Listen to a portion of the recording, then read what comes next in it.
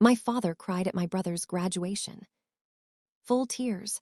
The kind that come from somewhere real, somewhere deep, the kind you can't perform even if you wanted to. He stood up when Callum walked across that stage, and he put his hand over his mouth, and his shoulders did the thing shoulders do when something has broken through. My mother gripped his arm. My aunt took a photograph of my father crying, which she still has framed somewhere, because it was that rare and that beautiful a thing to witness. I graduated 8 months later. My father nodded, smiled, said, "Well done, love." And then he asked if we were going for the carvery or somewhere else for lunch. I'm Vanessa. I have been the emotional one in my family for as long as I can remember. The irony of that label, given what I just told you, has taken me a long time to be able to say out loud without my voice doing something I don't want it to do. It's still almost a something, even now. The emotional one. Let me tell you how that label gets assigned, because it doesn't happen in one conversation. It's not like someone sits you down and says, "We've decided you're the difficult-feeling child."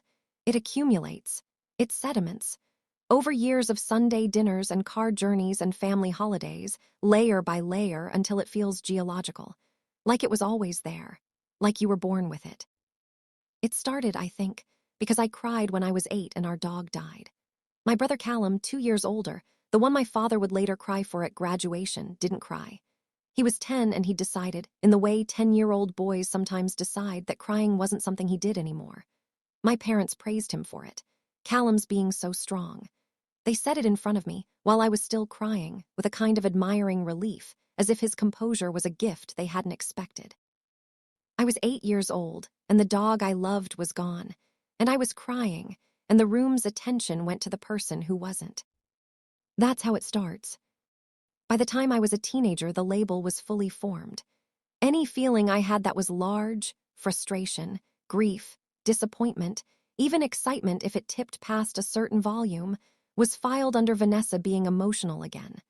My mother said it with a kind of weary affection, like I was a weather pattern she'd learned to work around. My father said it less. He mostly just left the room when my feelings exceeded whatever the acceptable threshold was, but his absence was its own kind of statement. Callum, meanwhile, could be moody and withdrawn and difficult for entire weeks, and it was called stress. It was called pressure. Callum's going through a lot right now. The same emotional thermometer, calibrated differently for each of us. I watched this happen in real time. I was not imagining it. I was the most clear-eyed child you've ever met, which is maybe why I felt so much. I could see everything that was happening, and I hadn't yet learned to look away. My parents are Helen and Frank. They are not bad people. I need to say that, and I need to mean it, because this story is not about villains. It's about something quieter and more pervasive, and in some ways harder to name than villainy. My mother is warm. She is genuinely, functionally warm, the kind of woman who remembers everyone's birthdays and sends cards with real messages inside, and will drive 40 minutes to help a friend in a crisis without being asked. She loves her children. I believe that completely. But she loves Callum in the full, uncomplicated way, and she loves me in the managed way. The way you love something you find slightly overwhelming. She loves me with one eye on the door in case I need too much. My father loves me the way some fathers love their daughters, distantly, admiringly from a safe remove, with very little idea of who I actually am. He knows my job title. He knows I live alone. Beyond that, I think his image of me stopped updating sometime around my mid-20s and has been running on that version since. They are not bad people. They just never really learned to see me. I should tell you about my job, because it matters. I'm a marketing manager. Have been for 6 years, moving up through it, building something I'm genuinely proud of. I took a brand that was invisible in its sector and made it something people recognized and chose deliberately. I have the data and the awards and the team retention numbers to prove it, none of which my parents have ever fully understood because my mother thinks marketing is making things look nice, and my father stopped listening somewhere around when I mentioned analytics. Callum is an accountant. My parents understand accountancy. Numbers, stability, a clear social legibility. When someone asks what Callum does, my parents explain it with confidence and quiet pride. When someone asks what I do, my mother says, she works in marketing. Very creative, Vanessa, always been the creative, feeling one. There it is again, feeling one, trailing me like a shadow I can't outrun. I have never once cried at work. I have delivered difficult feedback to difficult people in difficult circumstances without flinching. I have sat in rooms full of senior executives and made my case and held the line and not moved until I was ready to move. I have done things in my professional life that would have made my father's shoulders do what they did at Callum's graduation if he'd been paying attention. He wasn't paying attention. The moment that changed the temperature of everything, not dramatically, just finally and permanently, was my grandmother's house. My grandmother June passed when I was 31. She was my father's mother, a woman I had adored completely and who had adored me back in the uncomplicated, unconditional way that grandmothers sometimes manage when parents can't. She used to say I was vivid, not emotional, not too much, vivid, like it was a gift. She left the house to my father, which was expected. What followed was a family conversation about what to do with it. Callum thought it should be sold and the money split. My father agreed. My mother agreed. I said, and I was careful, I was measured, I had prepared this. I said that I was in a position to buy Callum's share if they wanted to keep it in the family.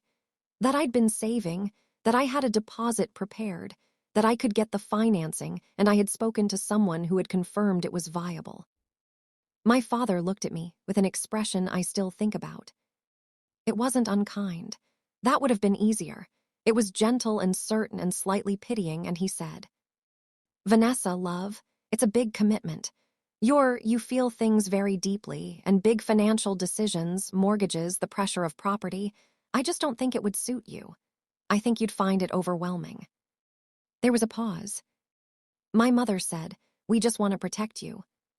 Callum said nothing. He looked at the window. I said, okay. Just that, okay. Not because I agreed, because I had understood in the space of 30 seconds that there was nothing I could say in that room that would change what they already believed about me. Arguments, evidence, calmly presented facts, none of it would penetrate a belief that had been calcifying for 23 years. They had decided who I was before I sat down. So I said okay. And I drove home. And I sat with what had just happened until I understood it fully. My grandmother used to call me vivid.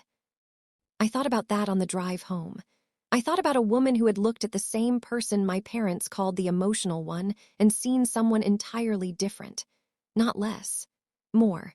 Someone turned up, alive, present in her own life in a way that was worth something. I thought about the graduation, the carvery lunch, the nod and the smile and well done, love. I thought about my father's shoulders when Callum walked across a stage. And I thought with a clarity that didn't feel like anger and didn't feel like sadness and felt, actually, most like arriving somewhere after a very long walk. I thought, I have been trying to earn those shoulders for my entire life. I am done trying. I did not buy my grandmother's house.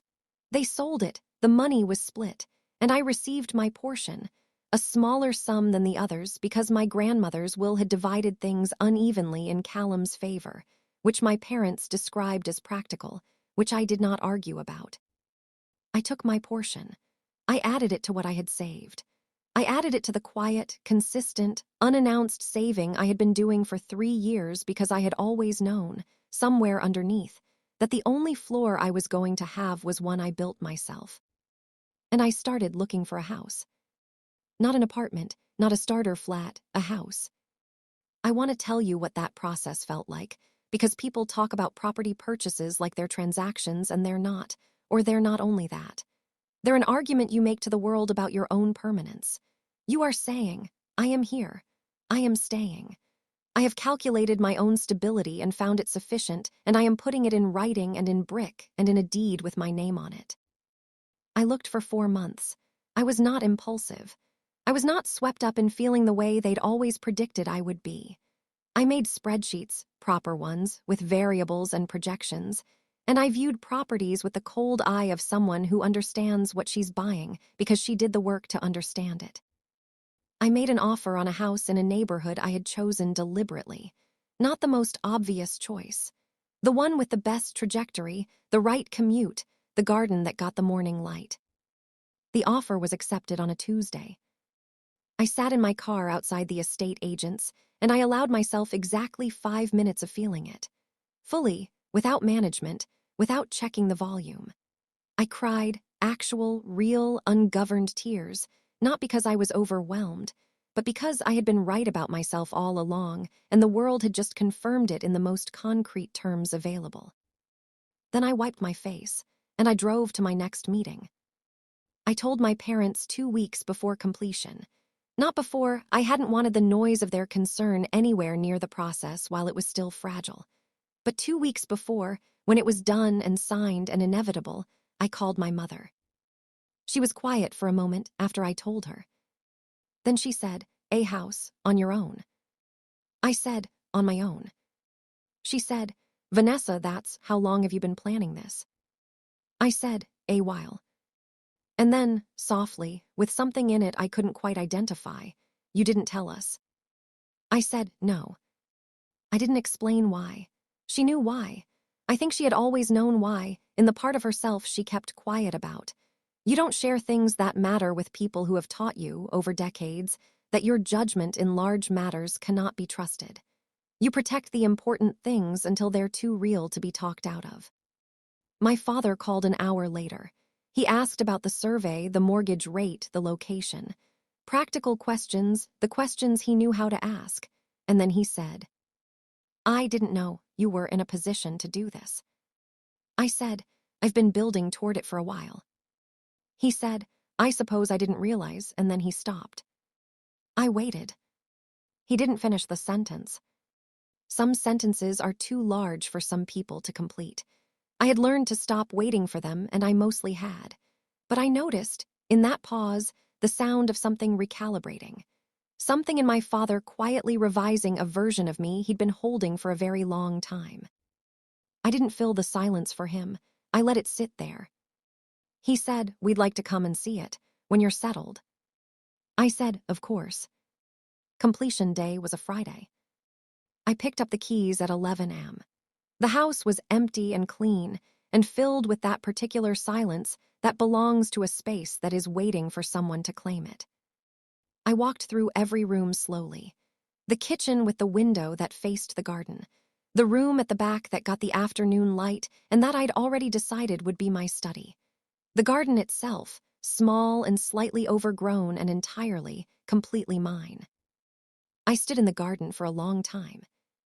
I thought about the carvery, the nod and the smile, the room that quietly rearranged itself toward Callum every time there was something worth moving toward. I thought about my grandmother saying vivid like it was a compliment, because it was. I thought about my father in that family conversation. "I just don't think it would suit you. I think you'd find it overwhelming." I was standing in the thing that wasn't supposed to suit me. I was not overwhelmed. I was, and I want to find the right word for this, because it matters, I was inhabited. Fully present in my own life, in my own space, in the body I'd been told felt too much, and the mind they'd told me couldn't be trusted with big decisions. Both of those things had built this. My parents came 6 weeks after I moved in. My mother walked through the rooms with her hand trailing the walls, touching things, taking it in. She said "oh" softly several times, not to me, just to herself. In the kitchen, she stood at the window looking at the garden, and she didn't say anything for a while. My father sat at the kitchen table, my kitchen table, the one I'd chosen, the one with no burn marks yet and a lifetime ahead of it, and he looked around the room with an expression I recognized from somewhere. It took me a moment to place it. It was the expression from the graduation photograph, the one of him with his hand over his mouth. Not crying, just the precursor to it, the fullness before. He didn't say anything profound. He asked about the boiler. He said the windows were good quality. He said the street seemed quiet. And then, just before they left, he put his hand on my shoulder. Not heavy, not instructive, not the hand of a man confirming your place in a hierarchy. Just a hand, his hand, on my shoulder. He said, Your gran would have loved this. I said, I know. He nodded, and I saw it briefly before he looked away, the arithmetic again. The total he didn't like. The cost of the years he'd spent watching Callum instead of me. I didn't say anything else. I didn't need to. I walked them to the door, hugged them both, watched them get into the car and drive away. Then I closed the front door. Stood in my hallway. My hallway, my walls, my silence. The emotional one. All this time, they thought my feelings were the problem. They were always the engine.